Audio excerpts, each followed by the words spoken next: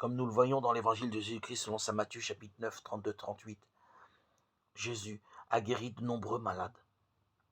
Cette activité tient une place considérable dans son ministère public. Elle traduit de sa part une compassion pour les souffrances du corps, dont la réalité l'émeut. Mais il y a plus. Il s'agit plus pour lui d'un geste de salut. Les évangélistes ne cherchent pas à distinguer avec précision entre guérison et expulsion des démons. Les deux choses vont de pair, car elles expriment la puissance du Christ dans son combat avec la source du mal. La maladie n'est pas en effet un mal purement physique. Elle affecte tout l'homme comme signe et conséquence du péché.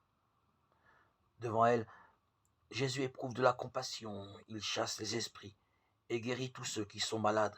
Matthieu 8, 16. Les deux choses vont de pair. Aussi, les guérisons opérées par Jésus expriment-elles la venue du royaume et demandent-elles pour unique condition la foi. Bien entendu, Jésus ne supprime pas la maladie partout où il passe. L'humanité sera toujours sujette à la maladie et à la mort. Cependant, ces guérisons sont des signes que la force divine qui doit les vaincre est déjà à l'œuvre. Ces guérisons bien réelles annoncent tout autre chose qu'elles-mêmes. Elles montrent que le salut consistera dans la guérison définitive de tout notre être. Elles annoncent notre résurrection.